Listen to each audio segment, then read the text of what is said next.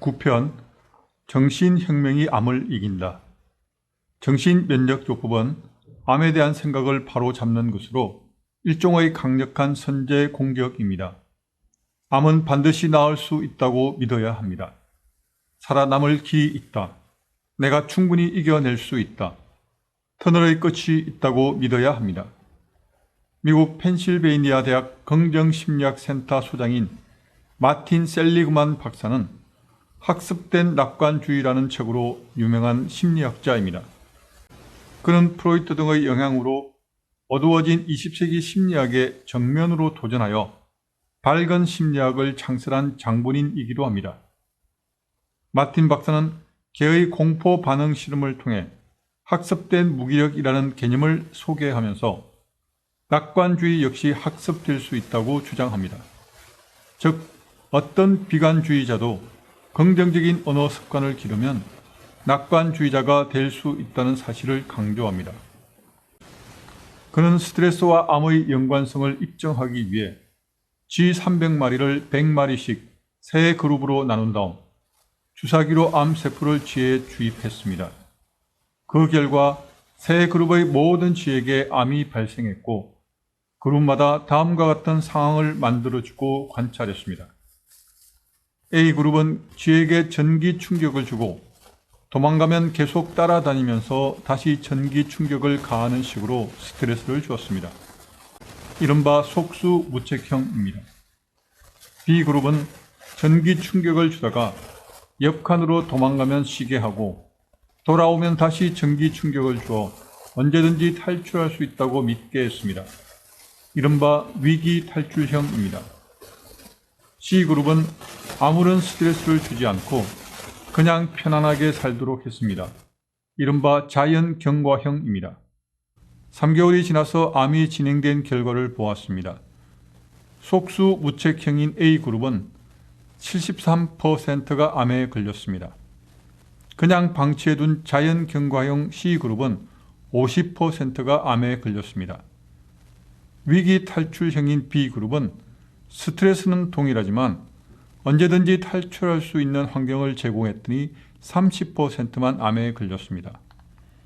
A그룹과 C그룹을 비교하면 암에 대한 공포로 계속 스트레스를 받기보다는 모르고 사는 편이 훨씬 낫다는 것을 알 수 있습니다. 또 B그룹과 C그룹을 비교하면 암에 걸린 사실을 모르고 편안하게 있기보다는 정확히 알고 스트레스를 받더라도 암을 이기겠다는 자세를 갖는 게 중요하다는 것을 알 수 있습니다. 이 실험은 스트레스를 받더라도 싸우겠다는 자세, 즉 도전하는 마음이 있을 때 암을 가장 잘 정복할 수 있고 더 나아가 암에 걸리지 않는다는 사실을 말해줍니다. 따라서 도전적인 사람에게는 질병 상태를 정확하게 알려서 싸울 수 있게 하는 것이 면역력을 더욱 높이는 것입니다. 암이라는 병명을 알려야 하는 이유. 암 환자에게 암에 걸린 사실을 알리는 게 좋은지 알리지 않는 게 좋은지는 결정하기 어려운 문제입니다. 너무 나이가 많아서 치료하기 어려운 경우라면 모르고 사는 편이 낫고 암이라는 사실을 알면 크게 좌절할 수 있는 우울증 환자들에게도 안 알리는 편이 좋습니다. 그러나 일반적으로는 암에 걸린 사실을 알고 이기겠다는 마음가짐을 가질 때 보다 강력하게 암을 물리칠 수 있습니다. 적을 정확히 알고 정면 대결하는 것이 암을 극복하는 지름길입니다. 그래서 병명을 아는 것이 좋습니다. 정확히 알고 치열하게 싸우고 암을 정복한다는 확고한 신념을 가지는 것이 승리의 비결입니다. 앞 실험에서 A그룹과 B그룹이 43%의 발병률 차이를 보이는 이유는 무엇일까요? 바로 시스템의 차이입니다. 절망하고 좌절하고 자포자기하는 유형의 사람에게는 희망이 없습니다. 인식의 차이요, 통제의식의 차이입니다. 내가 암을 통제할 수 있다고 믿는 것이 중요합니다. 암이라는 사실을 알고 속수무책으로 지내기보다는 종종 스트레스를 받지만 충분히 이길 수 있다고, 즉 확실한 탈출구가 있다고 믿는 사람에게 완치의 가능성을 기대할 수 있습니다. 웃으면 암도 도망간다. 암보다 무서운 질병 가운데 하나가 자가 면역 질환입니다. 체내의 면역 체계가 정상적이고 건강한 조직이나 기관 또는 기타 체내 성분 등을 공격하는 질환으로 말하자면 자신의 항원에 대항하여 항체를 만들어서 생기는 면역병입니다.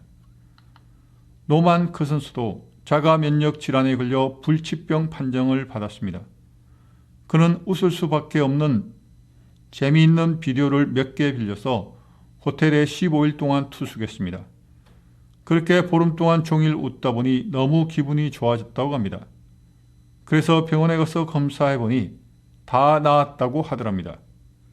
웃음 치료는 이렇게 개발되었습니다.